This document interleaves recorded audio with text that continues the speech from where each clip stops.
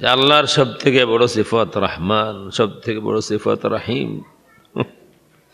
আর আল্লাহর হাবিবের সব থেকে বড় সিফত রাহমাতুল লিল আলামিন। আমাদের কাছে এটা মিসিং। নফরতের চাষ হয় বাংলাদেশে কোরআন হাদিসের নামে, বাতিল হওয়ার জন্য এই কথাটাই যথেষ্ট। যেই বলবে, যে মনে করবে হকের উপরে শুধু আমি আছি আর কেউ নাই, আমার হযরতের মসলকের বাইরে আর কেউ হকের উপরে নাই, বুঝবেন এই লোক বাতিল বাতিল বাতিল। ইয়া ইবাদিয়াল্লাযীনা আসরাফু আলা আনফুসিহিম লা তাকনাতু মির রাহমাতিল্লাহ। বান্দা, তুমি দোষী এই কারণে, তোমার আইব আছে এই কারণে, তোমার ব্যবহার ভালো না এই কারণে, দুনিয়াতে তোমার আপনজন এক এক করে সবাই চলে গেল, কেউ তোমার পাশে রইল না, কেউ তোমার আপন রইল না। বান্দা, তুমি যদি আমার দরবারে আসো, তোমার নাফরমানি যত বেশি হোক, তোমার বদকারি যত বেশি হোক, তোমার বদকিসমতি যত বেশি হোক, একমাত্র আমি আল্লাহ রাব্বুল আলামিন আছি। বান্দা, তোমার নাফরমানি বেশি যত বেশি হোক, আমি আল্লাহ রাব্বুল আলামিনের রহমত থেকে তুমি কখনো নিরাশ হইও না। তুমি দুনিয়াতে নিরাশ হতে পারো মা থেকে, দুনিয়াতে নিরাশ হতে পারো বাবা থেকে, দুনিয়াতে নিরাশ হতে পারো ছেলে থেকে, মেয়ে থেকে, স্বামী থেকে, স্ত্রী থেকে, বন্ধু থেকে, কিন্তু তুমি আমার কাছে নিরাশ হও না। কারো কাছে জায়গা নাই, আমি আল্লাহর দরবারে তোমার জায়গা আছে, আমার রহমতের ভান্ডারে তোমার জন্য রহমত আছে। বান্দা, তুমি যদি আমার কাছে আসতে চাও, তোমার গুনাহ বাধা দেবে না। তোমার যত গুনাহ যত বেশি হোক, আমি আল্লাহ রাব্বুল আলামিন বান্দা হিসেবে তোমাকে গ্রহণ করে নেব। আল্লাহ রাব্বুল আলামিনের সব থেকে বড় সিফত রহমান রহিম, আর আল্লাহ রসুলের সব থেকে বড় সিফত রাহমাতুল লিল আলামিন। আমরা যেমন বিচার করি, কারোর সাথে আত্মীয়তা করতে হলে আমার সমান হতে হবে, কাউকে আমার পাশে বসতে দেব আমি, আমাকে দেখতে হবে সে আমার পাশে বসার যোগ্য কিনা, অমুক যদি আমার পাশে বসে তাইলে আমার আইব হয় কিনা, মানুষ আমাকে মন্দ বলে কিনা, এ হচ্ছে আমাদের বিচার। যদি এই বিচারটা রসুল করতেন, তাইলে আমাদের মতো গুনাহগার কমবখ মানুষ কখনো আল্লাহ রসুলের করিব হওয়ার কোনো সুযোগ ছিল না। কিন্তু দুনিয়ার কত দোষী মানুষ আল্লাহ রসুলের দরবারে হাজির হয়েছে। আল্লাহ রসুল সে দোষী এই কারণে তাড়িয়ে দেননি, সে খারাপ মানুষ এই কারণে আল্লাহ রসুল দুর্ব্যবহার করেননি। কোন খারাপ মানুষ এসেছে এই কারণে আল্লাহ রসুল তাকে মসজিদে ঢুকতে দেননি, এমন হয় নাই। এবং বড় বড় দোষী মানুষ এসেছে আল্লাহ রসুলের দরবারে, রসুলকে মিথ্যাবাদী মনে করে এসেছে, কিন্তু রসুলের সুন্দর ব্যবহার দেখে মানুষ তারপর জীবন পরিবর্তন করে মুসলমান হয়ে গিয়েছে। হাদিসের কিতাব ভরপুর। আমি এই দুটি কথা একটি কারণে বললাম, যে আল্লাহর সব থেকে বড় সিফত রহমান, সব থেকে বড় সিফত রহিম, আর আল্লাহর হাবিবের সব থেকে বড় সিফত রাহমাতুল লিল আলামিন। আমাদের কাছে এটা মিসিং। আমরা মানুষকে ব্যবহার দিয়ে, আমি আমার কথা বলছি, আমরা মানুষকে ব্যবহার দিয়ে কাছে আনতে জানি না, আমরা মানুষকে ব্যবহার দিয়ে কাছে টানতে জানি না। ত্রুটি আছে সবার মধ্যে, না আমাদের মধ্যে ত্রুটি আছে। আমাদের ব্যবহার দেখে মানুষ কাছে আসে না, আমাদের অনেকের ব্যবহার দেখে মানুষ দূরে যায়, মানুষ নফরত করে, কারণ আমরা নফরতের চাষ করি। আমরা সমাজে নফরতের চাষ করি। কি করে মানুষকে দূরে তাড়ানো যায়, অমুক আমার সাথে তার মতের মিল নাই, আমি তাকে তাড়িয়ে দেব, আমি তাকে দূরে সরিয়ে দেব। কিন্তু আল্লাহ রসুল সাল্লাল্লাহু আলাইহি ওয়া আলিহি ওয়াসাল্লাম তো এই কাজ করেননি। মসজিদে নববীতে বুখারীতে হাদিস আছে, ফজরের সময় আল্লাহর হাবিব সাল্লাল্লাহু আলাইহি ওয়া আলিহি ওয়াসাল্লাম হুজরা শরীফ থেকে মসজিদে দাখিল হয়েছেন। একটি পিলারের সাথে একজন মানুষ বাঁধা। আল্লাহর হাবিব সাল্লাল্লাহু আলাইহি ওয়া আলিহি ওয়াসাল্লাম সাহাবায়ে কেরাম তারা উপস্থিত ছিলেন, জানতে চান তোমরা কি জানো কাকে নিয়ে এসেছো? তারা বলেন, ইয়া রাসূলুল্লাহ, আমরা জানি না, মদিনার আশেপাশে তার গতিবিধিটা সন্দেহজনক মনে হয়েছিল, আমরা ধরে নিয়ে এসেছি। আল্লাহর হাবিব সাল্লাল্লাহু আলাইহি ওয়া আলিহি ওয়াসাল্লাম বলেন, ইয়ামামার বাদশাহ সুমামা ইবনে উসাল। আল্লাহর হাবিব তার পাশে যান, যায় বলেন, সুমামা তুমি কেমন আছো? মা খবরুকা ইয়া সুমামা, সুমামা তুমি কেমন আছো? সুমামা জবাব দে, আমি ভালো আছি মুহাম্মদ, তুমি যদি আমাকে হত্যা করতে চাও করে ফেলো, অন্যায় হবে না। ইন তাকতুল তাকতুল যাদামিন, আমাকে যদি হত্যা করো, আমিও বহু মানুষ হত্যা করেছি, যদি হত্যা করতে চাও করতে পারো, কোনো অন্যায় হবে না। ওয়া ইন তুনঈম তুনঈম আলা শাকির, আর যদি তুমি আমাকে দয়া করো, আমার প্রতি যদি ভালো ব্যবহার করো, তাইলে আমি শুকরিয়া আদায় করব। আর যদি দুনিয়ার কোনো সম্পদের প্রতি তোমার লোভ হয়, তাহলে বলতে পারো, যা চাইবে আমি তোমাকে তা আদায় করে দেব।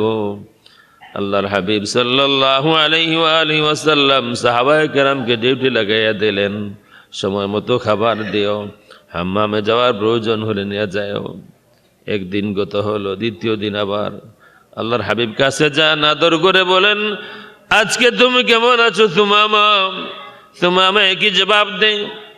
আরেকদিন গত হয়, তৃতীয় দিন আবার আল্লাহ রসুল কাছে আসেন, আদর করে বলেন, সুমামা আজকে তুমি কেমন আছো? সুমামা একই জবাব দেয়। মুহাম্মদ, যদি হত্যা করতে চাও করতে পারো, অন্যায় হবে না, যদি দয়া করো তাইলে আমি ভুলবো না, আর ধন দৌলত চাইলে কি চাও বলো, আদায় করে দেব।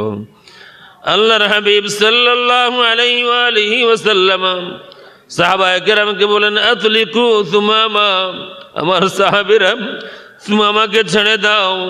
নিঃসন্দেহে সাহাবায়ে কেরাম অবাক হবেন, যেই মানুষটা নিজেই স্বীকার করলো সে খুনি, সে বহু মানুষ খুন করেছে। আল্লাহর হাবিব সাল্লাল্লাহু আলাইহি ওয়া আলিহি ওয়াসাল্লাম কোনো শাস্তি দিলেন না, তাকে তিরস্কার করলেন না, কোনো কটু কথা বললেন না, বরং আল্লাহর হাবিব আদর করে স্নেহ করে বলে দিলেন, সাহাবীরা সুমামাকে তোমরা ছেড়ে দাও। ছেড়ে দেয়া হলো। আল্লাহ রসুল মসজিদে বসে রইলেন। সুমামা যাচ্ছে, পিছন ফিরে বারবার তাকায়। এক সময় আর মসজিদ দেখা যায় না, রসুলকেও দেখা যায় না, গোপন হয়ে যায়। বেশ কিছু সময় পরে সুমামা ফিরে আসে মসজিদে। আল্লাহর হাবিব সাল্লাল্লাহু আলাইহি ওয়া আলিহি ওয়াসাল্লাম বলেন, সুমামা তুমি কি যাও নাই? সুমামা, তোমাকে না মুক্ত করে দেওয়া হয়েছে, তুমি কি যাও নাই? সুমামা বলে, মুহাম্মদ আমি যাইনি, গোসল করেছি, কাপড় শুকিয়েছি, আবার আপনার দরবারে হাজির হয়েছি, কিছু কথা আমার আছে। কি কথা বলবা তুমি? সুমামা বলে, আজকে সকাল পর্যন্ত যত মানুষ আমি চিনি, এই দুনিয়াতে যত মানুষ আমার দেখা হয়েছে, যত মানুষের সাথে আমার জানাজানি হয়েছে, আজকে সকাল পর্যন্ত এই সব মানুষের মধ্যে সব থেকে নিকৃষ্ট মন্দ চেহারার মানুষ তুমি। আমি সাক্ষী দিতে এসেছি, মুহাম্মদ আপনার মতো এত ভালো মানুষ আর কেউ হয় না। এই কথাটা বলতে এসেছি, আপনার মতো এত উত্তম চরিত্রের কোন মানুষ আর নাই। আজকে সকাল পর্যন্ত আপনার এই শহর মদিনা, আমি যত দেশে গিয়েছি, যত শহরে গিয়েছি, আপনার শহরের মতো এত মন্দ কোনো শহর, এত নিকৃষ্ট কোনো জায়গা, এত খারাপ কোনো দেশ আমার জানা ছিল না। আমি সাক্ষী দিতে ফিরে আসলাম, মুহাম্মদ আপনার এই দেশের মতো সুন্দর কোনো দেশ আর হয় না। আরেকটি কথা আমার আছে, আজকে সকাল পর্যন্ত আপনার ধর্ম দ্বীন ইসলাম, এর থেকে খারাপ কোন ধর্ম আমার কাছে ছিল না। মুহাম্মদ এই সাক্ষী দিতে ফিরে আসলাম, আপনার ধর্ম ইসলাম থেকে সুন্দর আর কোনো ধর্মই হয় না। আর দেরি হয় না, মুহাম্মদ মেহেরবানি করে আমাকেও পড়াইয়া দেন অন্যান্য সকলের মতো, আশহাদু আল্লা ইলাহা ইল্লাল্লাহ ওয়া আশহাদু আন্না মুহাম্মাদুর রাসূলুল্লাহ। যে আমাদের কাছে আসে, আমরা তো নানান কথা বলবো, মিয়া তুমি এত বড় খুনি, আবার আমার কাছে আসো, তোমার সাথে কোনো সম্পর্ক নাই, তোমার সাথে ভালো ব্যবহার করা যায় না, কারণ আমার আইব হবে, মানুষ আমার আইব নেবে। কিন্তু আল্লাহর হাবিব রহমতুল্লাহ আলামিন সুন্দর ব্যবহার দিলেন। আমরা এই বিষয়টাই মিস করতেছি আমাদের ওয়াজে, আমাদের জবানে, আমাদের ব্যবহারে, আমাদের আদর্শে। আমাদের আহলে সুন্নাত ওয়াল জামাতের আদর্শের কথা বলছি না, যা মার্কেটে আছে, মার্কেটে যেই সব আদর্শ আছে, যেই সব বয়ান আছে, বয়ানে বয়ানে মানুষকে দূরে দাঁড়ানো হয়। আল্লাহ রসুলের সিফতি নামগুলির মধ্যে দুটি নাম হচ্ছে মুসলিম, মুমিন। আল্লাহ রসুলের সিফতি দুই নাম, এর মধ্যে একটি হচ্ছে মুসলিম, মুমিন। ওয়াজ আছে, কেউ যদি বলে আল্লাহ রসুল মুসলিম, আল্লাহ রসুল মুমিন, তাইলে সে নির্বেজাল কাফির। এই ওয়াজ আছে, এগুলো ওড়াতেই আছে। কেউ যদি বিশ্বাস করে রসুল মুসলিম, মুমিন, তাইলে সে কাফির হবে। কেন? রসুল নিজেই ইসলাম, রসুল ঈমান। এই হলো ওয়াজ পুরাটা। এবং কিতাবের নামও দেওয়া হয়। কিতাবের নামটা দেওয়া হচ্ছে কুমিল্লা থেকে। কিতাবের নাম হলো তাওরিখ শাম, জিলদে দুয়াম, বাবুল ইতিয়াত। আল্লাহর জমিনে আল্লাহর জাতের কসম, এই নামে কোনো কিতাব এই পর্যন্ত আসে নাই, আর আসার সম্ভাবনাও নাই, কারণ এই নামটাই ভুল। তাওরিখ শাম, জিলদে দুয়াম, বাবুল ইতিয়াত, এই নাম ধরে একাধিক মানুষের বয়ান আছে। কেউ একজন জেলেও গেছিল, কেউ যদি বলে রসুলের নাম মুসলিম, মুমিন, তাইলে সে কাফির হবে, নির্বেজাল কাফির হবে। অথচ আল্লাহর হাবিব সাল্লাল্লাহু আলাইহি ওয়াসাল্লাম, আপনারা ইমাম জালালউদ্দিন সৈয়দী রহমতুল্লাহ আলাইহির কিতাব আছে, যেই কিতাবে আল্লাহ রসুলের বিভিন্ন সিফতি নাম আছে, আর রাউদাতুল আনিকা সম্ভবত এই কিতাবের মধ্যে দেখবেন দলিল সহ আছে রসুলের দুই সিফতি নাম মুসলিম, মুমিন। কোরআন শরীফে আল্লাহ রাব্বুল আলামিন একটি আয়াত উল্লেখ করেছেন, কুল ইন্না সালাতি ওয়া নুসুকি ওয়া মাহইয়ায়া ওয়া মামাতি লিল্লাহি রাব্বিল আলামিন লা শারীকা লাহু ওয়া বিযালিকা উমিরতু ওয়া আনা আউয়ালুল মুসলিমিন। আমি প্রথম মুসলিম, আল্লাহর হাবিব বললেন। অথচ আমাদের ফতোয়া হলো, কেউ যদি বলে রসুলকে মুসলিম, তাহলে সে কাফির হবে। নফরতের চাষ হয় বাংলাদেশে কোরআন হাদিসের নামে। আমি যদি শুধু এই চ্যাপ্টার খুলি, তাইলে রাত শেষ হবে যে কিভাবে ইসলামের নামে, কোন সময় সুন্নিয়তের নামে ভণ্ডরা, আউল বাউল ফাউল যারা আছে, তারা ইসলামের নামে তারা নফরতের চাষ করে, মানুষকে কাফির বানায়, মুশরিক বানায়। আমি যে আয়াত তেলাওয়াত করেছি, আসুন এইবার আয়াতটা আমরা দেখব। সূরা ইউসুফের 106 নম্বর আয়াত, ওয়ামা ইউমিনু আকসারুহুম বিল্লাহি ইল্লা ওয়া হুম মুশরিকুন। এই আয়াতের বিশুদ্ধ তাফসীর হলো, যে কোনো তাফসীর খুলেন, শেখ বিন বাজের তাফসীরও দেখতে পারেন। বিশুদ্ধ তাফসীরটা হলো, মক্কা শরীফে কিছু মানুষ ছিল যারা আল্লাহকে রব মানত, কিন্তু আল্লাহকে একমাত্র মাবুদ মানত না। যে কোনো আলিম এই আয়াতে তাফসীরে গেলেই পাবেন। কিছু মানুষ মক্কা শরীফে ছিল যারা আল্লাহকে রব মানত, খালেক মানত, কিন্তু আল্লাহকে একমাত্র মাবুদ মানত না। দলিল হলো কোরআন শরীফে একাধিক আয়াত আছে, ওয়ালাইন সাআলতাহুম মান খালাকাস সামাওয়াতি ওয়াল আরদা লায়াকুলুন্নাল্লাহ। হাবিব আমার, মক্কার কাফিরদেরকে যদি প্রশ্ন করেন আসমান জমিন কে সৃষ্টি করেছে, মক্কার কাফেররা বলবে আসমান জমিন অবশ্যই আল্লাহ রাব্বুল আলামিন সৃষ্টি করেছেন। এদের কথা আছে। যারা আল্লাহ রাব্বুল আলামিনকে রব মানে, খালিক মানে, অথচ আল্লাহ রাব্বুল আলামিনকে একমাত্র মাবুদ মানে না, আল্লাহর সাথে তারা আরো মাবুদ বিশ্বাস করে, তাদের কথা এই আয়াতে ওয়ামা ইউমিনু আকসারুহুম বিল্লাহি ইল্লা ওয়া হুম মুশরিকুন। আল্লাহ হেফাজত করবেন। আল্লাহ যেহেতু বলেছেন ইন্না নাহনু নাযালনা যিকরা ওয়া ইন্না লাহু লাহাফিজুন। এবং আমি ইয়াকিনান বলতে পারি, যারা এই কোরআনের বিরোধিতা করবে, যারা এই হাদিসের বিরোধিতা করবে, যারা এই রসুলের বিরোধিতা করবে, যারা এই কোনো সাহাবীর বিরোধিতা করবে, আমি ইয়াকিনান বলতে পারি কসম করে, ইনশাআল্লাহ আল্লাহ রাব্বুল আলামিন আহলুস সুন্নাত ওয়াল জামাতের মাধ্যমে তাদের দাঁত ভাঙ্গা জবাব দেবেন ইনশাআল্লাহ। আসলে এটা দেখি, কোনো আলেম যদি সাহসী কোনো আলেম থাকেন, ওদের আপনি আসতে পারেন, আপনাকে সম্মানের সাথে সময় দেওয়া হবে।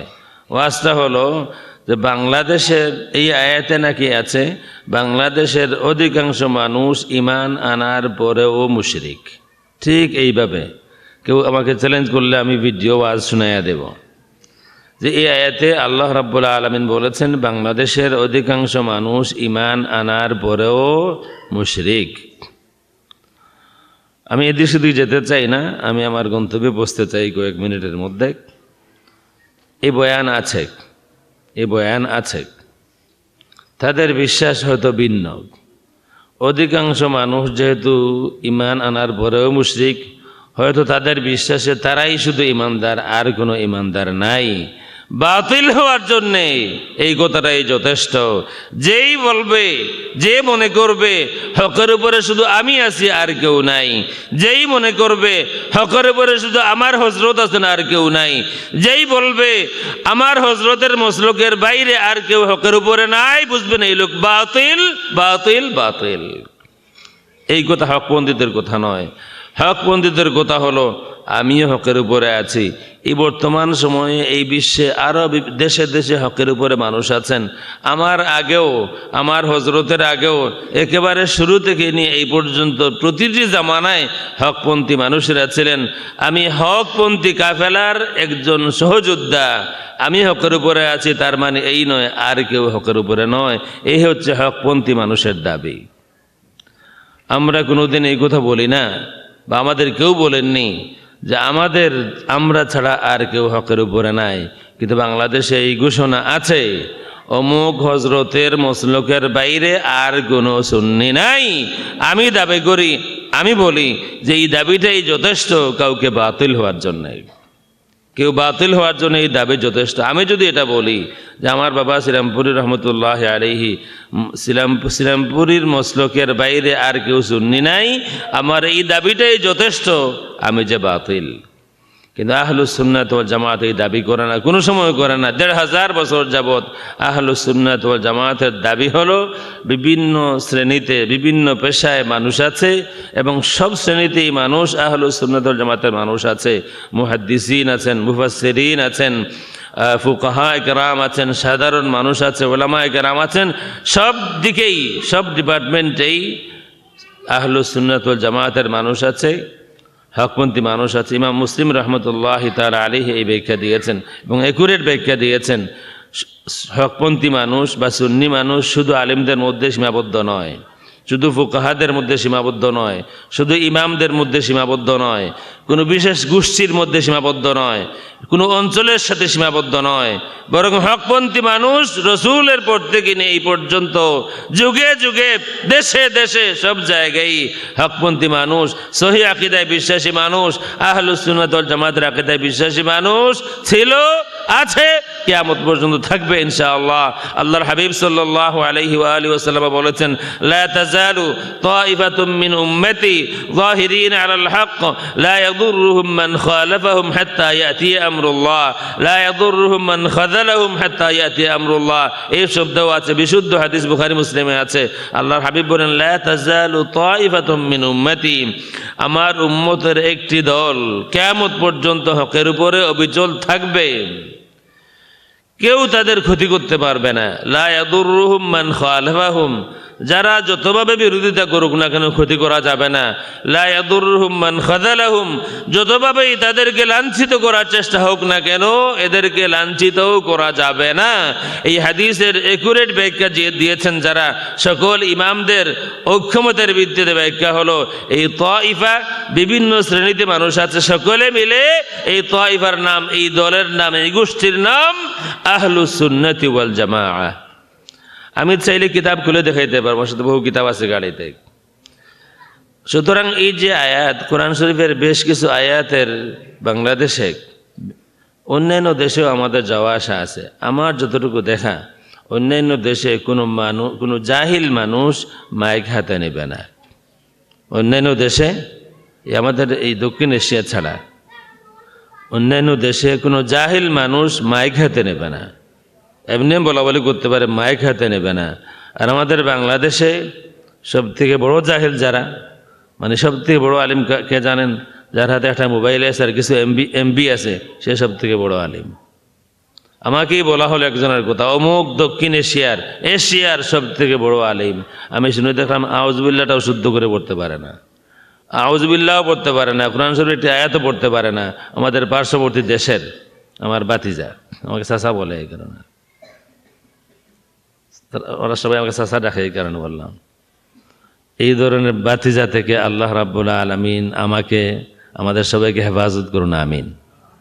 তাদের দাবিতে আব্দুল গনি সালাফি, ফুলতলি আলিয়া মাদ্রাসা থেকে দাখিল দেওয়া মানুষ, দুবাই থাকে, এখন সালাফি নাম বাদ দিছে। উনি আমাকে মেসেজ দিয়েছে, এশিয়ার মধ্যে সব থেকে বড় আলিমের নাম হলো ব্রাদার রাহুল। মেসেজটা আমার কাছে এখনও আছে, এই মেসেজ আমার কাছে এখনও আছে। বা দুইজনই আমাকে চাচা বলে। আব্দুল গনি উনি দুবাই আছেন, এখন আর ওনার নামের শেষে সালাফি দেখি না। যে কারণেই হোক, আল্লাহ হেফাজত করেছেন। কারোর সাথে আমার পার্সোনাল কোনো বিরোধ নাই। আমার আহ্বান, আসেন সকলে হকের পথে ফিরে আসেন। অযথাই জাহালত দিয়ে ইসলামের খেদমত হয় না, জাহালত দিয়ে ইসলামের খেদমত হয় না। যদি জাহালত দিয়ে ইসলামের খেদমত হতো, তাহলে ইসলামের বড় খাদিমের নাম আবু জাহেল হতো। জাহালত দিয়ে ইসলামের খেদমত হয় না। এই আয়াতের কথাতেই আসেন, আমি আরো দুই একটা আয়াত বলবো। এই আয়াতের তফসির এটা আছে, আমি একেবারে অক্ষরে প্রমাণ দিব। শায়েখেরা এই তফসিরই করেছেন যে বাংলাদেশের অধিকাংশ মানুষ ঈমান আনার পরেও মুশরিক, অথচ একেবারে ভুয়া কথা। বাংলাদেশের কোনো কথা কোরআন শরীফে নাই, না আছে? কুলাউড়ার নাম কোরআন শরীফে আছে না নাই? এই তথ্য পান নাই এখনো? কুলাউড়ার নাম যদি আজকে যদি একটা বয়ান আমি দিতে পারতাম, আশেপাশে ওলামা কেরাম আছেন, বলবো না নতুবা ধরা খেয়ে যেতে পারে। যদি একটা বয়ান দিতে পারতাম যে কুলাউড়ার নাম কোরআন শরীফে আছে, আমি কনফার্ম যতদিন বাঁচবা আপনারা আমাকেই দাওয়াত দিতেন যে এই হলো হুজুর, এই ধরনের মারাত্মক হুজুর আমার দরকার, যে কোরআন শরীফে কুলাউড়া পায়। তারা কোরআন শরীফে বাংলাদেশ পায়। একাধিক শায়েখের বক্তব্য হলো, এই আয়াতে আল্লাহ বলেছেন বাংলাদেশের অধিকাংশ মানুষ ঈমান আনার পরেও মুশরিক। এই তাফসীর বিররায়, মনগড়া তাফসীর। আল্লাহর হাবিব বলেছেন, যে মনগড়া তাফসীর করে তার ঠিকানা জাহান্নাম। আপনারা জাহান্নামীদেরকে ইমাম বানাবেন না জান্নাতীদেরকে ইমাম বানাবেন, আপনাদের চয়েস। বাট আমি বলবো, আসুন হকের পথে ফিরে আসুন। তফসির আমার মন মতো করে তফসির হবে না। তফসির আমি তফসির করতে পারবো না। যে তফসির সাহাবায়ে কোরআনে তফসির অন্য আয়াত দিয়ে হবে, কোরআনে তফসির রাসূলের হাদিস দিয়ে হবে, কোরআনে তফসির সাহাবায়ে কেরামের আকওয়াল দিয়ে হবে। কিছুই যদি পাওয়া না যায়, তাহলে আগে আমাদের যে মুফাসসিরিন ইমাম আছেন তাদের তফসির দিয়ে কোরআনে তফসির হবে। আমি আপনি অমুক তমুক আমরা কেউ কোরআনে তফসির করতে পারি না। যারাই যাবেন, সামান্য ইলম নিয়ে কোরআনে তফসির হয় না। কোরআন আছে, দিনাজপুরের নাম কোরআন শরীফে আছে, আল-ইয়াউমা আকমালতু লাকুম দীনাকুম। হযরতের নাম বলবো, হযরতের নাম হলো শাইখ আমানুল্লাহ বিন ইসমাইল মাদানী। তিনি একাধিক জাল হাদিস রচনা করেছেন, একটা না একাধিক জাল হাদিস রচনা করেছেন। একটা হলো সিনু বিলালিন শিনুকুম, এই জাল হাদিস তিনি রচনা করেছেন। তাদের শাইখ কোরআন শুদ্ধ করে পড়তে পারেন না। শেখ আব্দুর রাজ্জাক, অবশ্য মিল নাই এই দুই শেখের মধ্যে, ইদানিং মিল নাই। আগে যখন মিল ছিল তখন কোনো এক শাইখ কোরআন শরীফ শুদ্ধ করে পড়তে পারেন না। এই ভুল হলেও সমস্যা নাই, এটা প্রমাণ করার জন্যে একটা জাল হাদিস বানাইয়া দিলেন, কি সিনু বিলালিন শিনুকুম। তার দাবি হলো বিলাল রাদিয়াল্লাহু তাআলা আনহু সিন উচ্চারণ করতে পারতেন না, শিন উচ্চারণ করতে পারতেন না, সিন হয়ে যেত। এই কারণে আরও নানান কাহিনী এটার সাথে জড়িত।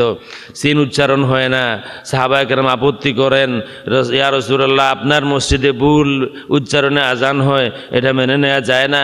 তখন আল্লাহ রসুল সাহাবায়ে কেরামের দাবি মানতে চাইয়া মুয়াজ্জিন চেঞ্জ করলেন। ফজরের আজান হলো, কিন্তু ফজরের টাইম হয় না।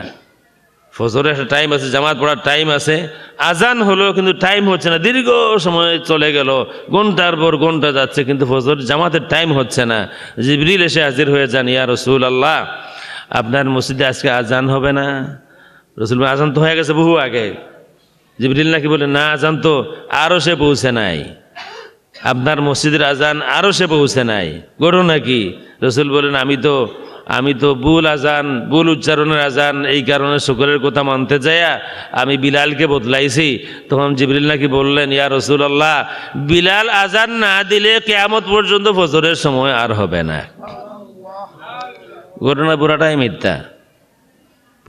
মিথ্যা। কোনো ফার্সি কবিতার মধ্যে থাকতে পারে। আমি দায়িত্ব নিয়ে বলছি, আমি কোনো বাড়াবাড়ি করতে চাই না, দায়িত্ব নিয়ে বলছি, আমি প্রমাণ দিতে পারবো। রসুলের হাদিসের মধ্যে আছে, কানা আন্দা সাউতান, বিলাল রাদিয়াল্লাহু তাআলা আনহুর আওয়াজটা খুব উচ্চ এবং স্পষ্ট ছিল, বিশুদ্ধ ছিল। আল্লাহ রসুল যাকে আজান শিক্ষা দিলেন, তার আজানে ভুল হবে? বলেন না। রসুল যাকে আজান শিক্ষা দিবেন তার আজানে ভুল হবে? একেবারে মিথ্যা কথা এটা। তাদের শায়েখের তিলাওয়াত শুদ্ধ হয় না, জাল হাদিস বানায়া দিল সিনু বিলালিন শিনুকুম। একটা জাল হাদিস আছে, এই মর্মে একটা জাল হাদিস আছে। এই জাল হাদিসটা আছে আল মাকাসিদুল হাসানাতে আছে।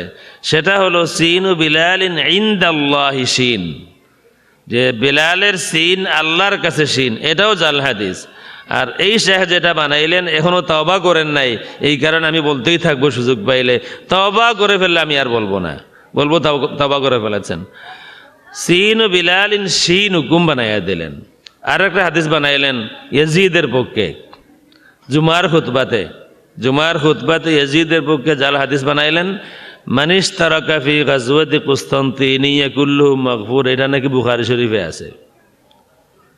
যদি আমার কোনো ভাই ওই শাইখের কোনো মুরিদ মুকাল্লিদ থাকেন, আশেপাশে আসেন, বুখারী আমার সাথে আছে, আমাকে দেখে বুখারী শরীফ তো কি, আমি তো বলতেছি দুনিয়ার কোনো শরীফে এই হাদিস নাই। মানিশ তারাকা ফি গাজওয়াতি কুস্তান্তিনিয়া কুল্লুহু মাগফুর, দুনিয়ার কোনো শরীফে এই হাদিস নাই। তারা বানায় স্লোগান দিয়ে সহিহ হাদিস, তারা বানায় জাল হাদিস। নাম সুন্দর আলী, আসলে সুন্দর না, নাম রাখছে সুন্দর আলী, বানায় জাল হাদিস, নাম রাখছে আহলে হাদিস, আর স্লোগান দিয়ে সহিহ হাদিসের। তো এই শায়েখ বয়ান করতেছেন দিনাজপুরে, বিশাল মাহফিল। হঠাৎ মনের মধ্যে আসলো যে একটা ফজিলত বয়ান করে দেই দিনাজপুরবাসীদের। বলেন শুনেন, কোরআন শরীফে দিনাজপুর আছে।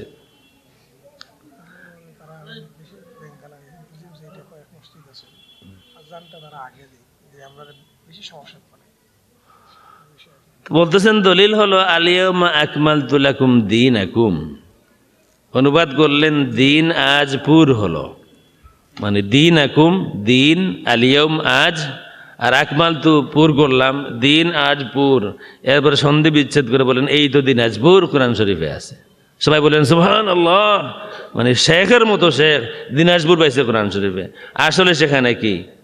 আসলে সেখানে হলো আল্লাহ বলেছেন তার হাবিবকে, হাবিব আমার আজকে আমি দিন ইসলাম পরিপূর্ণ করলাম। আলিয়াউমা টারভার ময়দানে আলিয়াউমা আকমালতু লাকুম দীনাকুম ওয়া আতমামতু আলাইকুম নি'মাতি ওয়া রাদিতু লাকুমুল ইসলাম দীনা। আল্লাহ নাজিল করলেন হাবিব আমি দিন ইসলাম আজকে পরিপূর্ণ করলাম। আর সহিহ হাদিসের স্লোগান দিয়া, আর সহিহ আকীদার স্লোগান দিয়ে একেবারে দিন দুপুরে ডাকাতি দিনাজপুর কোরআন শরীফে আছে। আর একজন আছে কুমিল্লা পায় কোরআন শরীফে। আমাদের এদিকে কিছু আসে না, সব ওইদিকে। ইয়া আইয়ুহাল মুজাম্মিলু কুমিল লাইলা ইল্লা কালিলা, এই তো কুমিল্লা কোরআন শরীফে, তাই কোরআন শরীফে ইয়াউমা নাতউইস সামাআ কাতাইয়িস সিজিল। সুতরাং এদের থেকে হুঁশিয়ার হতে হবে। এদের থেকে হুঁশিয়ার হতে হবে। আপনি যদি হুঁশিয়ার না হন, আমি নিশ্চিত আপনার ঘর বিরান হবেই হবে। এমন মন্ত্র তারা জানে। তখন এরপরে যেমন আমি যে কথাগুলি বলতেছি, আমার এই কথা রদ করতে পারবে এমন কোনো মায়ের সন্তান জন্ম নেয়নি, নিতেও পারবে না। কারণ আমার কাছে তাদের ভিডিও আছে, হুবহু এই কথা তারা বলেছে। আমার আয়াতে ফিরে আসে, ওমা ইউমিনু আকসারুহুম বিল্লাহি ইল্লা ওয়া হুম মুশরিকুন। বাংলাদেশে, এই মিয়াপুরা বাংলাদেশ পাইছে, বাংলাদেশের অধিকাংশ মানুষ ইমান আনার পরেও মুশরিক। আরেকজন বলতেছে বাংলাদেশটা পুরো শিরকের মধ্যে ডুবে আছে। পার্শ্ববর্তী দেশ ভারত, একটা হিন্দু দেশ, শিরকের ব্যাপারে তারা আমাদের থেকে মুক্ত আছে। ভাবনা ফিরত না হলে এই কথা কেউ বলতে পারে না। যেই দেশের গুনায় গুনায় দেবদেবী বানানো আছে, মূর্তি বানানো আছে, যেই দেশের গুনায় গুনায় মূর্তি বানানো আছে, মসজিদ ভাঙ্গা হয়, সেখানে মন্দির হয়, আর আমাদের দেশের মানুষ বলে যে সেখানে মানুষ শিরকের ব্যাপারে মুক্ত আছে। বাংলাদেশটা ডুবে আছে শিরকের মধ্যে। তো এই আয়াতের অপব্যাখ্যা হয়, তাফসির বীর রায় হয়। এদেরকে যদি আপনি প্রশ্রয় দেন, আপনার ঘর বিরান হবে, আপনার আকীদা বিরান হবে।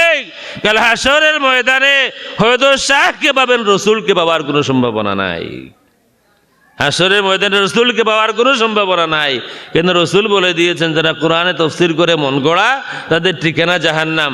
যারা জাল হাদিস বানায়, তাদের ঠিকানাও জাহান্নাম। এটাও হাদিস, মান কাযাবা আলাইয়া মুতাআম্মিদান ফালইয়াতাবাওয়া মাকআদাহু মিনান নার। সহিহ হাদিস বললো, আপনাকে হয়তো 2-4টা সহিহ হাদিস দেখাইয়া দিল, কিন্তু আপনার জানা উচিত এরা তাদের প্রয়োজন মতো, সুবিধা মতো তারা নিজেরা জাল হাদিস বানায়। 2টা দিলাম, আরও আছে। কোরআন শরীফে আরেকটা আয়াত আছে, আরেকজন বয়ান আছে, উনি আয়াত পড়তেছে, আয়াত পড়েই বলে, আয়াত হলো সূরা আরাফের আয়াত, ইত্তাবিউ মা উনজিলা ইলাইকুম মির রাব্বিকুম ওয়া লা তাত্তাবিউ মিন দুনিহি আউলিয়া। সূরা আরাফের শুরুতে ইত্তাবিউ মা উনজিলা ইলাইকুম মির রাব্বিকুম, অনুসরণ করো তোমাদের রবের পক্ষ থেকে যা নাজিল হয়েছে তার। ওয়ালা তাত্তাবিউ, আর অনুসরণ করো না, মিন দুনিহি আই মিন দুনিল্লাহি, আল্লাহকে বাদ দিয়া ওলিকে অনুসরণ করো না। ওয়ালা তাত্তাবিউ মিন দুনিহি আউলিয়া, আল্লাহকে বাদ দিয়া কোনো ওলিকে তোমরা অনুসরণ করো না। এই আয়াত পড়ে বয়ান দিলেন, এই দেখেন আল্লাহ পরিষ্কার বলে দিয়েছেন যে তোমরা অনুসরণ করো যা নাজিল হয়েছে তার, আর কোনো ওলির অনুসরণ করো না। আল্লাহ বললেন আমাকে বাদ দিয়া কোনো ওলি নাই। আল্লাহকে বাদ দিয়া ওলি আছে? বলেন না, আল্লাহকে বাদ দিয়া ওলি আছে? আমাদের দেশে আছে, হয়তো আপনাদের মাইন্ডে নাই, আমাদের দেশে আছে। আমাদের দেশে আল্লাহকে বাদ দিয়া, বাংলাদেশে বন্ড বেশি, বাংলাদেশে বন্ড পীরের সংখ্যাটাই বেশি। এমনও আছে কোনো শেখ ঘোষণা দিলেন চট্টগ্রামের অমুক এলাকা এটা হলো হরম শরীফ, কোনো পীর ঘোষণা দিলেন চট্টগ্রামের অমুক এলাকা এটা হরম শরীফ। ব্রাহ্মণবাড়িয়ার এক শেখ ঘোষণা দিলেন যে আমার এরিয়ার ভিতরে আসলে যেভাবে আরাফাতে গুনাহ মাফ হয়, আমার বাড়ির সীমানার ভিতরে আসলে তোমার গুনাহ মাফ হবে। আমার সম্মেলনে যদি আসেন, আরও কেউ বইতে লিখতেছেন, আমাদের সম্মেলন, প্রশ্ন হলো যে মানুষ মক্কা মদিনা শরীফ থেকে কেন বাংলাদেশে আসে? এটা প্রশ্ন, এটা বইটার প্রশ্ন হলো মানুষ মক্কা মদিনা শরীফ থেকে বাংলাদেশে কেন আসে? উত্তর হলো মক্কা শরীফে মসজিদুল হারামে নামাজ পড়লে, আমার মামা তো মক্কা শরীফের মানুষ, মসজিদে হারামে নামাজ পড়লে 1 রাকাতে 1 লক্ষ রাকাত, মসজিদে নববীতে নামাজ পড়লে 1 রাকাতে 500 বা 50,000 বা 1000, 50 ম্যাক্সিমাম নেন 50,000, হাদিসটা দাঈফ, বাট 50,000। আর আমাদের সম্মেলনে এসে যদি কেউ নামাজ পড়ে তাই 49 কোটি। বাংলাদেশে আরফাও আছে, বাংলাদেশে সফা মারওয়াও আছে, বাংলাদেশে হরম শরীফও আছে। সুতরাং এইসব ভ্রান্ত যেসব মতবাদ আছে, এগুলোকে আমরা কোনোভাবেই অ্যাকসেপ্ট করতে পারি না। আমরা হকপন্থী, হক কথা বলবোই বলবো। হকের উপরে আমরা আগেও ছিলাম, আজও আছি, জীবন আমরা আগেও দিয়েছি, এখন আমাদের মানুষ জীবন দেয়। আমরা কোরবানি দেওয়া জানি, আমরা রক্ত দেওয়া জানি, উহুদে, বদরে, কারবালায় বালাকুটে আমরা রক্ত দিয়েছি, কিন্তু আমরা সন্ত্রাস করিনি। বর্তমানে সন্ত্রাসও আছে। যদি তৃতীয় কোনো ঈদের নাম নেন তাহলে গলা কেটে ফেলা হবে। আপনারা নিশ্চয়ই ঈদে মিলাদুন্নবী বলেন, বলেন কি বলেন না? সুতরাং ফতোয়া আছে, বাংলাদেশে ফতোয়া আছে, এই ফতোয়া আমার কাছে আছে, তৃতীয় কোনো ঈদ বললে আপনার গলা কেটে ফেলা হবে। আমাদের মতো করে যদি নামাজ না পড়েন আপনাকে হত্যা করা হবে। ভাষাটা ঠিক এইভাবে না, ভাষাটা হলো কেউ যদি, বইয়ের মধ্যে লেখা বাংলা বইতে, কেউ যদি বিশেষ কোনো মাযহাব মানে তাকে তার মাযহাব ত্যাগ করতে বলা হবে। যদি ত্যাগ করে প্রাণে বেঁচে গেল, নতুবা তাকে হত্যা করা হবে। তারা যদি সন্ত্রাসী না হয়। আর বাংলাদেশ সরকার যদি রাষ্ট্রদ্রোহীদেরকে খুঁজে না পায়, আমার বলার কি আছে? বাংলাদেশে দাঁড়াইয়া, এই তো আসতেছে 21শে ফেব্রুয়ারি শুরু হয়ে গেল, বাংলাদেশে দাঁড়াইয়া কেউ বক্তব্য দিল, আপনি দিলেন বা আমি দিলাম, এনিওয়ান বক্তব্য দিল 21শে ফেব্রুয়ারি পালন করা শিরিক, এই বক্তব্য রাষ্ট্রদ্রোহী বক্তব্য কিনা? বলেন না। 21শে ফেব্রুয়ারি জাতীয়ভাবে উদযাপিত হয়, 16ই ডিসেম্বর পালন করা শিরিক, 26শে মার্চ পালন করা শিরিক। বাংলাদেশের সংবিধান মতে এটা রাষ্ট্রদ্রোহী বক্তব্য। সুতরাং এদের মধ্যে রাষ্ট্রদ্রোহিতাও আছে, আল্লাহ দ্রোহিতাও আছে। আমি মাঝে মধ্যে বলি তারা আল্লাহকে হুমকি দেয়, আল্লাহকে হুমকি দেয়। লাগছে আমার সাথে, ডাক্তার সাহেব জাল হাদিস বানাইছে, 3 জন মিলে একটা জাল হাদিস বানাইছে, মহিলাদের নামাজ হুবহু পুরুষের নামাজ।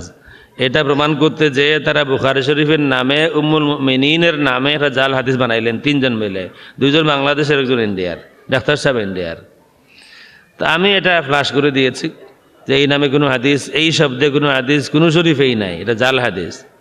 রাগটা আমার উপরে। তো বলতেছে, ওনার নামের শেষে মাদানি আছে, মুখলেস মাদানি, বলতেছে অমুক ডাক্তারের বিরোধী যারা, এদেরকে যদি জান্নাতে দিয়ে দেওয়া হয় আল্লাহর সাথে ঝগড়া হবে। চিন্তা করেন কত বড় সন্ত্রাসী। জান্নাতে দিলে আল্লাহ দিবেন, অমুকের বিরোধীদেরকে জান্নাতে দিলে আল্লাহর সাথে ঝগড়া হবে, এটা সন্ত্রাসী বক্তব্য আল্লাহর বিরুদ্ধে। নমরুদ এই কথা বলতে পারে নাই, নমরুদ এই কথা বলতে পারে নাই। নমরুদ বলছে, ইব্রাহিম তুমি দাবি করতেছো তোমার আল্লাহ সবকিছু রুট দে, ঠিক আছে দেখো আমি কি করি। তীর মারলো, ঘুরে আসলো তীরটা, রক্ত লাগানো। নমরুদ বললো, দেখো ইব্রাহিম তোমার কথা শেষ, এতটুকু। আর আমাদের দেশের এই মিয়ারা বলতেছে আল্লাহ তোমার সাথে ঝগড়া হবে, হুঁশিয়ার থাকো, যদি আমাদের বিরোধী যারা এদেরকে জান্নাতে দিয়ে দাও তাইলে তোমার সাথে ঝগড়া হবে। রসুলের ব্যাপারে তাদের যে আকীদা, কতটুকু আমি বলবো, রসুল সম্পর্কে তাদের পরিষ্কার বক্তব্য আছে, পরিষ্কার একেবারে রসুল সম্পর্কে বাই নেম বক্তব্য আছে। কিয়ামতের দিন আল্লাহ রসুল সাল্লাল্লাহু আলাইহি ওয়াসাল্লাম তার, এটা আমার বক্তব্য না, তাদের বক্তব্য, কিয়ামতের দিন আল্লাহ রসুল তার পাপের চিন্তায় পেরেশান থাকবেন। রসুল নাকি তার পাপের চিন্তায়, গুনার চিন্তায় পেরেশান থাকবেন। আবার বলতেছে রসুলের আমলনামা ওজন হবে, রসুল ফেলফেল করে তাকিয়ে থাকবেন, গুনাহ বেশি হয় না নেকি বেশি হয়। এই আকীদার প্রচার হচ্ছে বাংলাদেশে, আপনাদেরও আশেপাশে আছে। আমার বাড়ি ফেঞ্চুগঞ্জ, আমার বাড়িরও আশেপাশে আছে। কারণ রাস্তা সহজ, শর্টকাট, অনেক কিছুই শর্টকাট, সব কিছু লাগে না, নামাজও সব লাগে না, ফরজ পড়লেই হলো। তারাবি 8 রাকাত পড়লে তো সবাই গুনাহগার, 20 পড়লে সবাই গুনাহগার, 8 পড়লে ঠিক আছে, না পড়লেও ঠিক আছে, 2 পড়লেও ঠিক আছে। খুব সহজ, দিনটা খুব সহজ, শর্টকাট।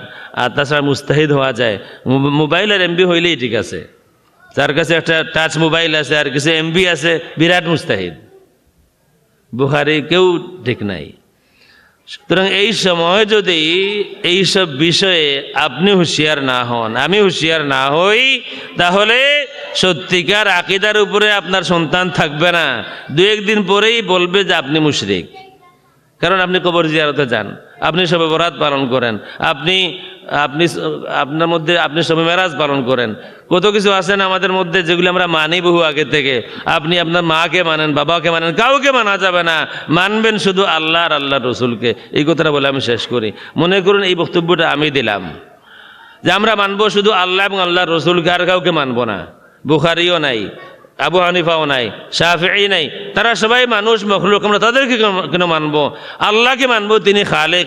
রসুলকে মানবো, তিনি রসুল। এই কারণে আল্লাহ বলে দিয়েছেন আমরা আল্লাহ এবং আল্লাহ রসুল ছাড়া আর কাউকে মানি না। এই বক্তব্য তাদের আছে। মনে করেন এই বক্তব্য শুনে আপনি আমাকে মনে করেন আমি হকপন্থী, আপনি আমার মত মানলেন, আমি যেভাবে বললাম আপনিও বলতেছেন যে ঠিক না, আমি আর কাউকে মানবো না, আমি আবু হানিফাও চিনি না, আমি কাউকে চিনি না, আমি আল্লাহ আল্লাহ রসুলকে মানবো। আপনি আসলে মানলেন কাকে? বুঝে আসে না এখনো? ওয়াজ শুনলেন আমার, বক্তব্য দিলাম আমি, আমার বক্তব্য শুনে আপনি অনুপ্রাণিত হয়ে আপনি বললেন যে আল্লাহ আল্লাহ রসুল ছাড়া আর কাউকে মানা যাবে না। আবু হানিফা বলেন, যাই বলেন না কেন, কাউকে মানা যাবে না। সাহাবীদের মধ্যে বেদাত আছে। কারো বক্তব্য এমন আছে অধিকাংশ সাহাবায়ে কেরাম নাকি মুনাফিক ছিলেন, নাউযুবিল্লাহি মিন যালিক। এই বক্তব্য বাংলাদেশে আছে, অধিকাংশ সাহাবায়ে কেরাম নাকি মুনাফিক ছিলেন, লানাতুল্লাহি আলাল কাযিবিন। তো আমার বক্তব্য শুনে আপনি যখন বলেন সব বাদ, আমি আল্লাহ এবং আল্লাহ রসুল ছাড়া কাউকে মানি না, আসলে আপনি মানলেন কাকে? আল্লাহকে, আল্লাহ রসুলকে, না আমাকে? আমাকে মানলেন। যদি কোরআন আপনার সাথে কথা বলে তাহলে আপনি কোরআন মানবেন, যদি হাদিস আপনার সাথে কথা বলে, রসুল এসে বলেন, তাইলে ঠিক আছে। নতুবা আমি বলতেছি আপনাকে, আমার কথা শুনে একটা এক্সাম্পল বলি। এক মহিলা কোর্টে গেছেন, কাজী বলতেছেন আল্লাহর বান্দি, আমি কি কোরআন সুন্নাহ মতো ফয়সালা করব, না তুমি যে মাযহাব মানো ইমাম শাফিঈ উনার মাযহাব মতো ফয়সালা করব? তো মহিলা বলতেছেন, মহামান্য কাজী সাহেব, আপনি আমার ইমাম শাফিঈর মতেই ফয়সালা করেন। তো কাজী বলতেছেন, কেন তুমি কোরআন সুন্নাহ মানো না? আমি তোমাকে কোরআন সুন্নাহ মতো ফয়সালা দেব, তুমি কোরআন সুন্নাহ বাদ দিয়ে বলতেছো শাফিঈ। মহিলা বলতেছে, কাজী সাহেব আমি কোরআন সুন্নাহ মানি, কিন্তু আমি এটা জানি কোরআন সুন্নাহ শাফিঈর যতটুকু বুঝ হয়েছে আপনার ততটুকু বুঝ হয় নাই। কোরআন সুন্নাহর উপরে ইমাম শাফিঈর যে ইলম আপনার এই ইলম হয় নাই। কোরআন তো ফয়সালা দিবে না সরাসরি আমাকে, ফয়সালা তো আপনি আপনার জবানে শোনাবেন, আপনি যেমন বুঝেছেন আপনার ইলমের উপরে ভিত্তি করে আপনি ফয়সালা দিবেন। কোরআন আমাকে ডাইরেক্ট ফয়সালা দিবে না, রসুল আমাকে ফয়সালা শোনাবেন না। সুতরাং কোরআন সুন্নাহর নামে ফয়সালা দিবেন আপনি। আমার আস্থা হলো আমার ইমামের উপরে, আপনার উপরে আমার আস্থা নাই। সুতরাং আপনি যদি আমার বক্তব্য শুনে এই কথা বলেন, আপনি আসলে মোটেই কোরআন সুন্নাহ মানতেছেন না, আপনি আমাকে মানতেছেন। আর সবশেষ একটা মোবাইল দিব আপনাকে, যে মোবাইলে এই অ্যাপ আছে হাদিস বিডি, আরো দুই একটা যেগুলো দিয়ে দিলাম, যে এই তো হলো তোমার। এইভাবে যদি হয়, একটা কিতাব আছে, এটা কিতাব আছে, আমি গতকালকে কোন মাহফিলে বলেছি, কিছুদিন পরে এই সমস্ত মানুষ দেখবেন এদের মধ্য থেকে মুরতাদ হবে। আমি চাইলে 14 জন মানুষের ছবিসহ দেখাইতে পারবো, আরব দেশে, বাংলাদেশের না, 14 জন মানুষের ছবিসহ দেখাতে পারবো যারা বড় বড় আলিম ছিল, মাযহাব ত্যাগ করার কারণে সর্বশেষ তারা মুরতাদ হয়েছে। সবকিছুতেই সন্দেহ আছে, নামাজের সন্দেহ আছে। নামাজের মধ্যে আমরা যেই নামাজ পড়ি, এই নামাজ নিয়ে বিরাট সন্দেহ আছে। তাদের বইতে লেখা আছে সমাজে প্রচলিত যেই নামাজ, এই নামাজ রসুলের নামাজ নয়, এটা জাল ও জয়ীফ হাদিস ভিত্তিক বানোয়াট নামাজ। এখন বাংলাদেশের 5 লক্ষ উলামায়ে কেরাম বললেন এই নামাজ হলো আসল নামাজ, রসুলের নামাজ, আমরা পড়তেছি শত শত বছর যাবৎ। আরও কিছু উলামায়ে কেরাম বলতেছেন, তাদের দাবি, তাদের নামের শেষে মাদানি আছে, ডক্টর আছে, অমুক সময় বহু কিছু আছে, তারা বলতেছেন এই নামাজ বানোয়াট নামাজ। মানুষ একসময় বলে দূর নামাজই পড়বো না আমি, নামাজ পড়লে সময় যায়, সব কিছু যায়। এক পক্ষ বলতেছে এটা বানোয়াট, আর এক পক্ষ বলতেছে না এটা বানোয়াট না, সুতরাং নামাজই পড়বো না। যে এক কাহিনী আছে না, ওই যে মীর হাবিবুর রহমান যুক্তিবাদী বলতেন, ওনার বয়ানে শুনছিলাম বহু আগে, 87-এ শুনছিলাম বয়ানটা ক্যাসেটে। এক এলাকায় মারামারি শুরু হয়েছে জোয়াল্লিন নিয়ে বাজারে, একজন আরেকজনকে পিঠে, একজনকে ধরছে তুমি কোনটা পড়ো, সে চিন্তা করে বুঝতে পারতেছে না আসলে কোনটা ধরছে। সে বলতেছে ভাই আসলে জোয়াল্লিন আর দোয়াল্লিন কেমতে নামাজি পড়ি না। এই যে অবস্থা, সন্দেহ সৃষ্টি করা হচ্ছে ঈমান নিয়ে, কোরআন নিয়ে সন্দেহ সৃষ্টি করা হচ্ছে। পরিষ্কার বক্তব্য আছে হাদিস শরীফ থেকে কোরআন শরীফে জাল জয়ীফ আরো বেশি। এই বক্তব্য আছে না নাই? আপনি চাইলে তো নাম সহ বলতে পারবো, শোনাইতে পারবো আপনাদেরকে। কোরআন শরীফে হাদিস থেকে জাল জয়ীফ আরো বেশি। দরবেশের বক্তব্য আছে সমস্যা বেশি হাদিসে, তবে কোরআনেও কিছু কিছু সমস্যা আছে, এই বক্তব্যও আছে। হ্যাঁ, সূরা বুরুজ শিয়াদের বানানো।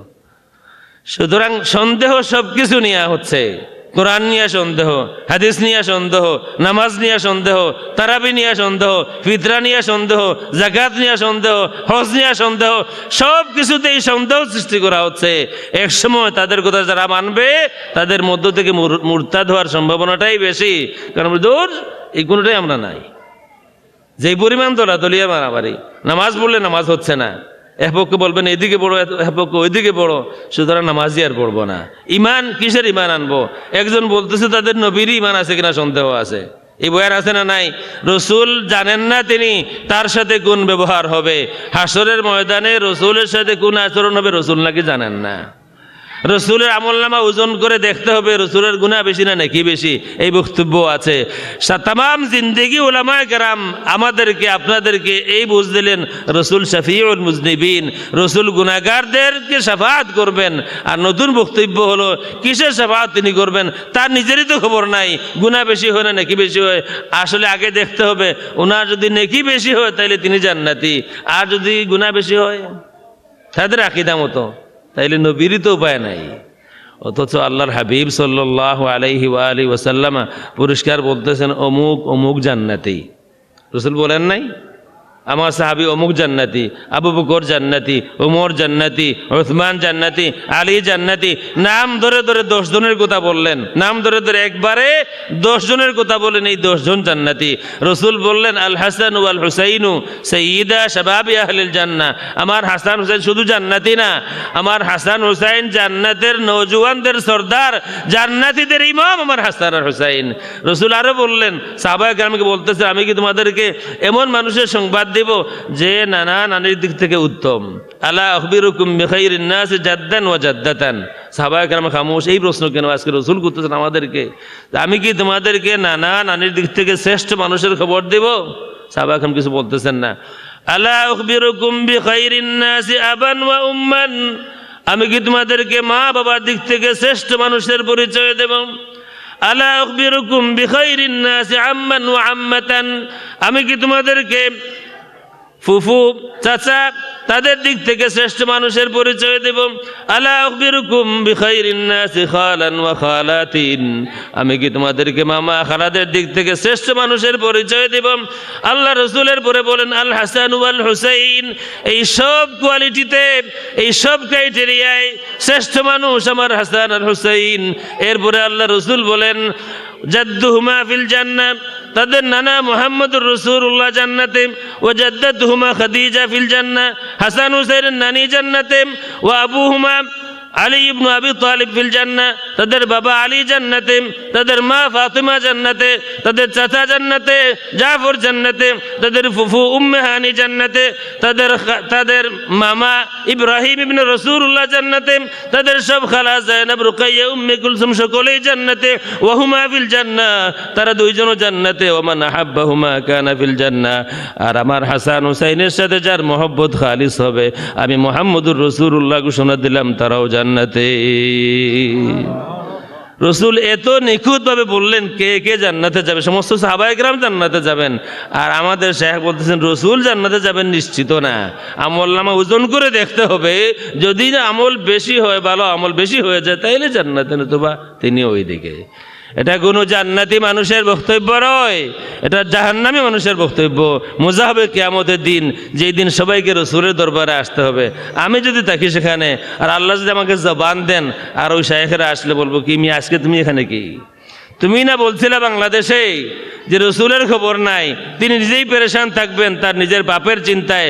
আজকে যখন আর কোনো উপায় নাই, আদম ফিরাইয়া দিলেন, মুসা ফিরাইয়া দিলেন, ইব্রাহিম ফিরাইয়া দিলেন, ঈসা ফিরাইয়া দিলেন, লাস্তুলাহা বুখারীর হাদিস, আমার দ্বারা সুপারিশ করা সম্ভব হবে না। তখন সকলে মিলে রসুলের দরবারে আমরা যখন আসবো, এই সময় শায়েখকে পেইলে আমি বলবো যদি আল্লাহ তৌফিক দেন মিয়া তুমি কেন এখানে?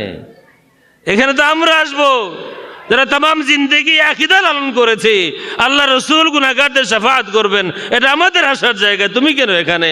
তোমার তো আকীদা ছিল রসুল গুনাহগার, তার আমলনামা ওজন হবে। আল্লাহ রসুলের দরবারে আসার পরে রহমতুল্লাহ আলামিন তিনি বলবেন না যে অমুক অমুক শায়েখ বাদ, আমি বাকিদের সুপারিশ করব। আল্লাহ রসুল বলবেন আনা লাহা, সুপারিশ আমার কাজ, ওসিলা যদি নিতে হয় আমার নিবা, আমি সুপারিশ করব আল্লাহর দরবারে সমস্ত মানবতার জন্যে। সমস্ত ময়দানে মাশরে যারা আছেন, সব ধর্মের মানুষ, সব বর্ণের মানুষ, সব আকীদা বিশ্বাসের মানুষ, সকলের জন্য সুপারিশ করব যেন বিচার শুরু হয়ে যায়। প্রথম এটা শাফাআতুল উযমা। এরপরে শাফাআত খাসা হবে আমাদের জন্য, ইমানদারদের জন্য। বুখারী শরীফে হাদিস আছে 4 বার মোট আল্লাহ রাসূল সিজদা দিবেন, আর আল্লাহ রাব্বুল আলামিন বলবেন হাবিব আমার ইরফা রাসাক, মাথা তুলুন, সাল তুতা, কুল ইউসমা আলাক, ওয়াশফা তুশাফা। ইয়া রাসূলুল্লাহ, আপনি মাথা তুলুন, বলুন শোনা হবে, সওয়াল করুন দেওয়া হবে, সুপারিশ করুন কবুল করা হবে। আল্লাহ রসুল বলবেন উম্মতি উম্মতি, আল্লাহ আমার উম্মতকে মাফ করে দাও। আল্লাহ বলবেন ঠিক আছে যান, চানার সাইজ, বুটের সাইজের ইমান যাদের অন্তরে আছে তাদেরকে বের করে নিয়ে আসুন, আপনি বের করে নিয়ে আসুন। আল্লাহ রসুল জাহান্নামের কিনারায় অমুক অমুক অমুক, রসুলের জানা থাকবে কার অন্তরে কোন সাইজের ইমান আছে। রসুল নাম ধরে ধরে ডাকবেন অমুক অমুক আসো, এক পক্ষ চলে আসলেন, আবার সেজদায়, আবার আল্লাহ বলবেন মাথা তুলুন, বলুন শোনা হবে, সওয়াল করুন দেওয়া হবে, শাফাআত করুন কবুল করা হবে। আবার উম্মতি উম্মতি, আল্লাহ বলবেন যান, যাদের অন্তরে সরিষার দানা বরাবর ঈমান আছে তাদেরকে বের করে নিয়ে আসুন জান্নাতে। রসুল আবার জাহান্নামের কিনারায় অমুক অমুক আসো, আল্লাহ বলবেন হাবিব আমার যান, আদনা আদনা আদনা, সরিষার দানা থেকে ছোট থেকে ছোট থেকে আরো ছোট, সর্বনিম্ন যেই সাইজ হতে পারে এই সাইজের ঈমান, বিন্দু থেকে আরো ছোট ঈমান যাদের অন্তরে আছে তাদেরকেও নিয়ে আসুন। আবার যায় নিয়ে আসবেন, চতুর্থবার সেজদা দিবেন। আল্লাহ রাব্বুল আলামিন হাবিব আমার আর কি বাকি আপনার? আল্লাহ রাসূল বলবেন হে আল্লাহ ইযান লি ফি মান ক্বালা লা ইলাহা ইল্লাল্লাহ, হে আল্লাহ যারা একবার মাত্র বলেছে লা ইলাহা ইল্লাল্লাহ তাদের জন্য সুপারিশ করব, অনুমতি চাই। আল্লাহ রাব্বুল আলামিন বলবেন হাবিব ইনাফ হয়েছে, আপনি রহমতুল্লাহ আলামিন পরিচয় হয়ে গিয়েছে, আর লাগবে না। ওয়া ইজ্জতি ওয়া কিবরিয়াই ওয়া জালালি ওয়া আযামাতি, আমার ইজ্জতের কসম, আপনার ইজ্জত আমি রাখলাম, আপনার সুপারিশ কবুল করলাম। আপনি যার যার কথা বলেছেন, যারা জীবনে একবার লা ইলাহা ইল্লাল্লাহ বলেছে আর কুফরি করেনি, আমি আল্লাহ রাব্বুল আলামিন আপনার সুপারিশে, আপনার ইজ্জতে তাদেরকে জান্নাতে দিয়ে দিলাম। সুবহানাল্লাহ। এ হচ্ছেন রাহমাতুল্লিল আলামিন। আমি শেষ করতেছি, শেষ কথাটা এই যে শুধু কাটাকাটি, অমুক আউট তমুক আউট, এগুলি বাদ দিতে হবেই, এগুলি বাদ দিতে হবে। সামান্য কোনো দোষ কারোর মধ্যে থাকতে পারে, এই কারণে না বুঝে, নিজের ইলম নাই, না বুঝে কাউকে দিন থেকে খারিজ করা যাবে না। দিন থেকে খারিজ করা সকলের কাজ নয়। আল্লাহ রসুলের মিশন হলো যা পারো মানুষকে মুসলমান বানাও, শাস্তিকে দূরে রাখো, শাস্তিকে দূরে রাখো, শাস্তিকে ওয়েলকাম করো না, শাস্তিকে দূরে রাখো। কোনো মানুষকে শাস্তি দেওয়ার পরে আল্লাহ রসুল শাস্তি দিতেছেন, তখন একজন বলে ফেলেছিলেন আল্লাহুম্মা লানহু, বুখারীতে হাদিস আছে কিতাবুল হুদুদে, আল্লাহ তুমি তার উপরে লানত দাও। আল্লাহ হাবিব বলেন লানত দিও না। একজনকে রসুল শাস্তি দিতেছেন, আমাদের সময় হলে তো কাফির ফতোয়া দিয়েই দিত, যাকে রসুল শাস্তি দেন কাফির না হলে এমনি শাস্তি দেন। রহমতুল্লিল আলামিন 3 বার শাস্তি দিলেন, 3য় শাস্তি চলতেছে। ওই সময় কেউ বলেছেন আল্লাহুম্মা লানহু, আল্লাহ তুমি তাকে লানত দাও। কেউ কিছু বললেন না।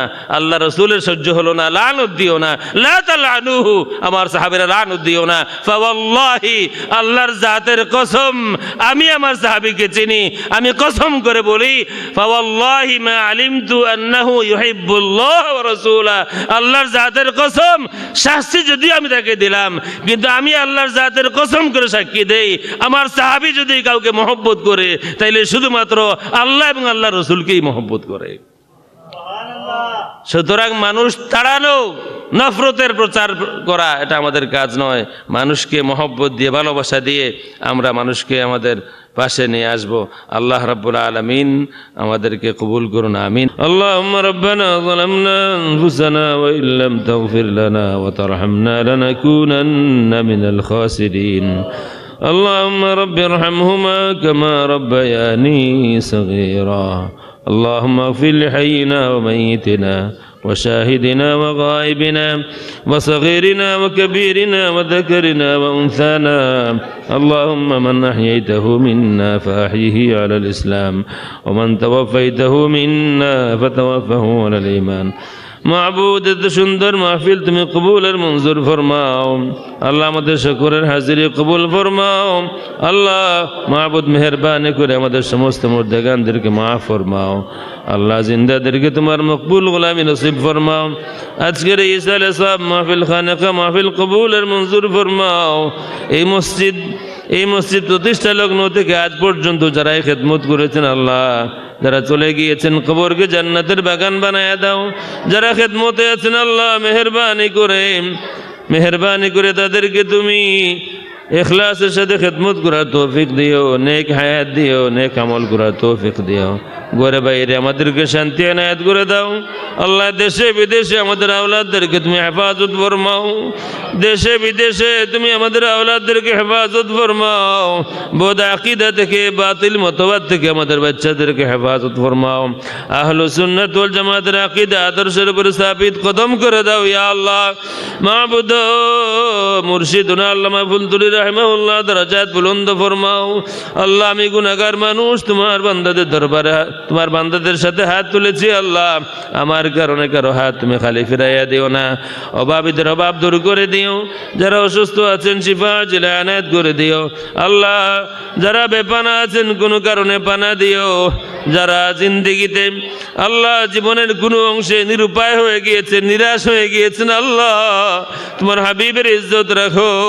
আল্লাহ নিরাশ মানুষের অন্তরে আশা সৃষ্টি করে দাও যাদের জীবনে নিরুপায় হয়ে গিয়েছেন উপায় দিয়ে দাও আল্লাহ রব্বানা ফাগফির লানা যুনুবানা ওয়া কাফির আন্না সাইয়্যাতিনা ওয়া তাওয়াফানা মা'আল আবরার এই মাহফিলকে তুমি কিয়ামত পর্যন্ত বাকি রাখিও এই মসজিদকে তুমি কিয়ামত পর্যন্ত বাকি রাখিও যারা এই মসজিদে আসবেন আল্লাহ নামাজ পড়বেন সদকা খয়রাত করবেন আল্লাহ মেহেরবানি করে সবাইকে নেক হায়াত দিও সুবহানা রাব্বিকা রাব্বিল ইজ্জাতি আম্মা ইয়াসিফুন ওয়া সালামুন আলাল মুরসালিন ওয়ালহামদুলিল্লাহি রাব্বিল আলামিন বিহুরমাতি লা ইলাহা ইল্লাল্লাহু মুহাম্মাদুর রাসূলুল্লাহ।